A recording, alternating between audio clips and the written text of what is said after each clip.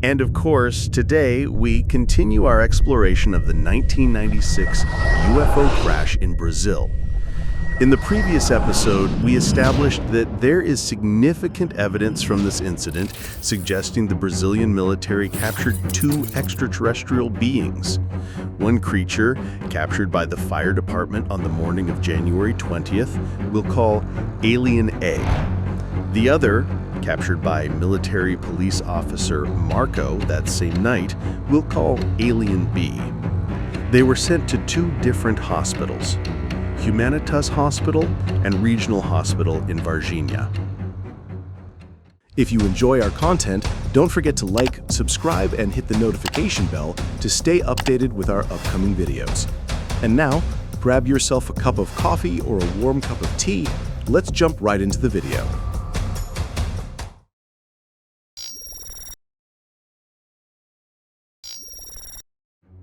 Let's first discuss the experience of Alien B, the one captured by Marco, at Regional Hospital. According to an insider, Alien B was moribund after its capture and died shortly thereafter. So what happened after it was taken to Regional Hospital? 26 years later, a radiologist from that time came forward to speak about the situation. However, he requested that his appearance not be revealed, and even his voice had to be altered. The doctor stated that at the time, 8 to 10 military personnel were guarding the hospital, and no one was allowed to enter or leave. 2 other soldiers and 2 police officers entered the hospital, removing a black bag from a chest. The soldiers asked the doctor to help take x-rays, but they would not allow him to open the bag. After the doctor carefully took a full set of images from head to toe as requested, he prepared to verify the images as usual. However, the military personnel prevented him from seeing the photos and said, "Thank you very much. Your work is done. Please do not make any comments about what you have seen and done." The doctor also mentioned that the being inside the black bag emitted a very strong odor, like a mixture of ammonia and sulfur. Even after the military left with the bag, the foul smell lingered. The hospital had to clean and disinfect the related area, but the stench remained so potent that they had to close off that section until it dissipated before reopening it to the public. The doctor specifically noted that the smell was extremely unpleasant, as he could still sense it in his nose and respiratory system for about 3 to 4 days afterward. At this point, viewers of the previous episode might recall Luisa Silva, the mother of the 2 sisters who discovered Alien B. She had mentioned smelling a foul odor for days and having to clean her nose with alcohol. It seems the testimonies of these 2 unrelated witnesses corroborate each other here. Now let's talk about the circumstances of Alien A. Compared to Alien B, its situation seems even more bizarre. Alien A was still alive when it was brought to the hospital, but appeared to be dying, so the military requested the doctors perform surgery on it. In a documentary titled The Brazil UFO Crash, The Varginha Incident, a soldier who was serving as a guard at the hospital area, let's call him Soldier S, made a phone call to the editor-in-chief of OVNI UFO magazine, Mr. A.J. Gavard, to recount his strange experience. Soldier S said he couldn't believe his eyes because what lay on the stretcher was a real alien creature. While doctors were operating on the alien, Soldier S had to stand guard in the operating room. At that moment, he didn't know if the alien was alive or dead, nor whether the doctors were performing an autopsy or providing treatment. He only saw that the doctors were busy, and the expressions on their faces mirrored his own, filled with tension and panic. Soldier S described the alien as being about 1 meter tall with oily brown skin. Even more frightening, it had red eyes and claw-like hands. This alien exuded a very unpleasant odor. Their superiors were even worried that people would get sick from the smell. Soldier S stated that the doctor eventually declared the alien dead. In the documentary Moment of Contact, A soldier nicknamed Military X also recounted his experience. His mission at the time was to dispatch several military trucks from the military base in Três Corações, Minas Gerais, Brazil, and drive them to the city of Varginha. He described following Secret Service officers first to Regional Hospital and then to Humanitas Hospital. At Humanitas Hospital, he witnessed an astonishing scene in one of the hospital rooms. A stainless steel box was placed on a table. Inside the box was a creature that was definitely not human, with dark brown, oily skin. The upper body of the creature was covered, but just by looking at its legs and feet, you could tell it wasn't human. And its toes were V-shaped.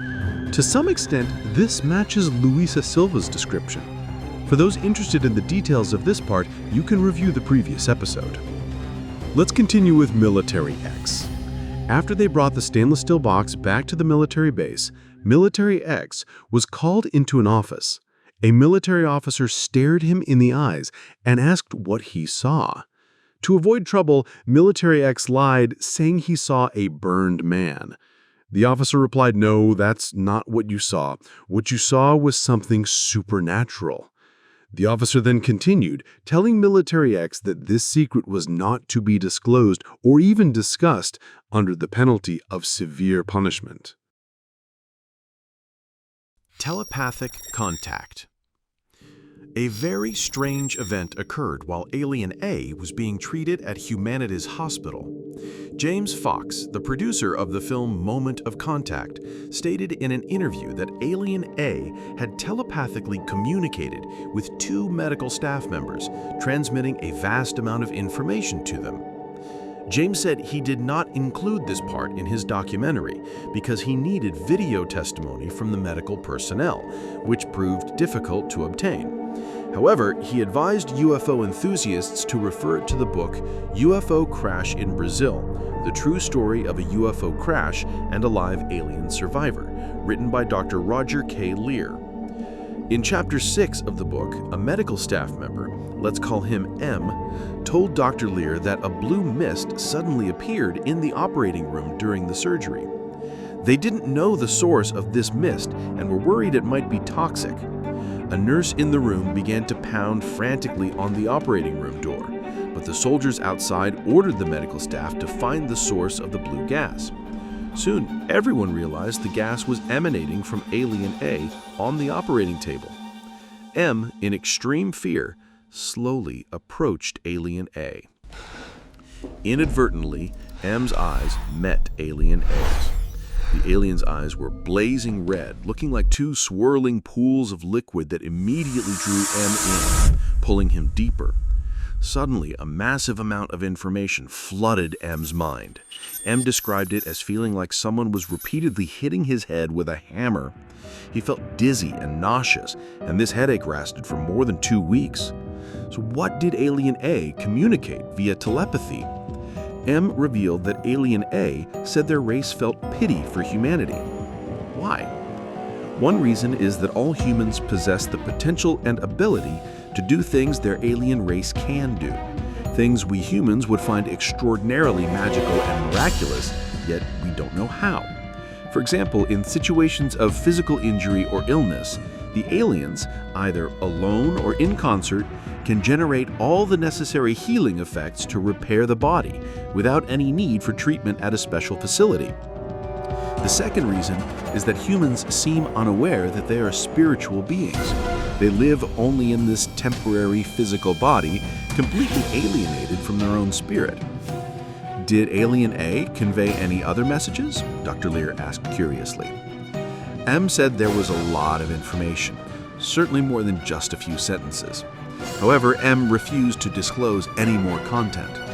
He also told Dr. Lear that Alien A died within 24 hours of arriving at Humanitas Hospital, but he believed Alien A had chosen to die. From this, do you notice how the testimony of medical staffer M inadvertently corroborates the testimonies of Soldier S and Military X? U.S. military intervention? So where did Alien A and Alien B end up? According to Military X, all he knew was that they were taken to the Army's Preparatory School of Cadets, PCEX, in Campinas. Strangely, why move them from a more secure military base to a military school with a relatively lower level of security?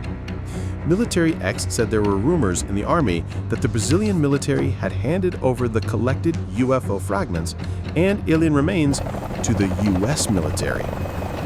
In the documentary Moment of Contact, the film crew interviewed an air traffic controller, José Manuel Fernandez, who recounted that a U.S. Air Force transport plane, without authorization from the Brazilian government, had landed in Campinas.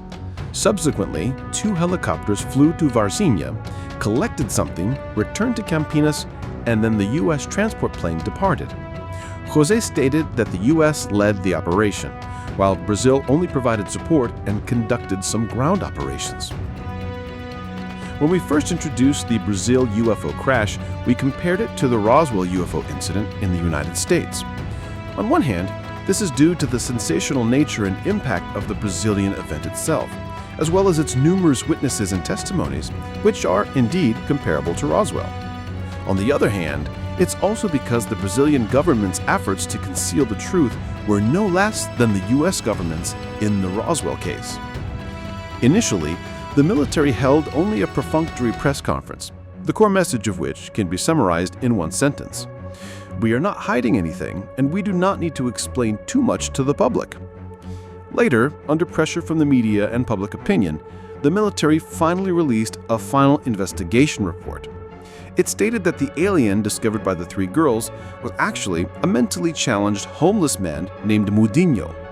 It had been raining that day, so Mudinho was covered in mud and squatting in a corner, causing the 3 girls to mistake him for an alien.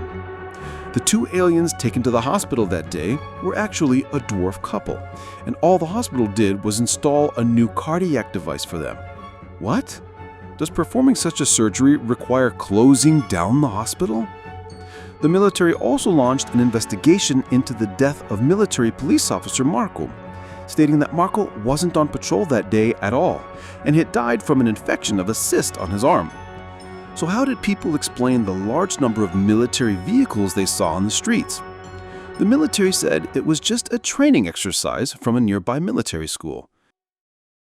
However, the military's report did not convince the eyewitnesses. For instance, the 3 girls denied the theory that the alien was just a homeless man. They said they were very familiar with Mudinho and could not have mistaken him, especially not to such an extreme degree, just because he was covered in mud. Civilian UFO investigator Vittorio Paccaccini also conducted a detailed investigation into this matter and refuted the military's conclusion from various angles. After learning about the girls' encounter, the renowned American psychologist John E. Mack also traveled to Brazil in November 1996. He met with 16-year-old Liliane Silva and 14-year-old Valkyria Silva. During a conversation lasting several hours, Liliane and Valkyria fully described the entire process to Mack, including drawing detailed pictures of the alien they saw. Mack ultimately concluded that he believed the 3 girls were not lying. And who is Mack? Mack was the head of the psychiatry department at Harvard Medical School and a Pulitzer Prize winner. When he first got involved in studying UFO witnesses, he felt that perhaps these individuals had either mental or psychological problems. However, after contacting hundreds of witnesses, Mack found that these people were all normal, with no mental or psychological issues. In other words, what these witnesses were saying was likely the truth. Subsequently, Mack dedicated much of his energy to UFO-related research. We previously had a program introducing the mass UFO sightings in Zimbabwe, Africa, where Mack also played a significant role. In reality, back in 1996, things like UFOs and aliens were not widely accepted. People also had a natural sense of trust in the government and the military. Therefore, many who did not directly experience the event tended to suspect that these witnesses were lying or fabricating stories, and thus ridiculed them. But why would the witnesses lie? Some say it was for fame and fortune. So let's look at what these witnesses have gone through over the years. Of the 3 girls, Katya Yaksyevier, 22, was pregnant when she discovered the alien. As a result, rumors spread that she was pregnant with an alien child. She was mocked and humiliated, which eventually led to a separation from her husband, and she herself suffered from severe depression. 16-year-old Lillian was forced to drop out of school because she could not bear the ridicule from her classmates. And 14-year-old Valkyria also became withdrawn for several years. Eric Lopez, Marcus' patrol partner, still dares not have contact with outsiders and refuses to say a word about what happened that day. Carlos de Souza, the university professor who first discovered the UFO crash, went from being a respected professor to an object of ridicule. Furthermore, he developed psychological problems after receiving threats from officials. Many others suffered similarly, too. Too many to list in detail. In interviews for the documentary Moment of Contact, many witnesses said they wished they hadn't been the ones present at that time. In the documentary Moment of Contact, there is a scene where Carlos de Souza leads the film crew to rediscover the UFO crash site. It was the first time he had returned in 26 years. A torrent of unspoken words manifested as 2 streams of tears filled with immense pain and grievance. Some images and footage used in this video were sourced from public websites, international media, or recreated using AI technology. Photos and appearances of witnesses, researchers, and authors were included respectfully for educational and narrative purposes. We sincerely thank those who documented and shared these valuable materials. Thank you for joining us on this journey through the video.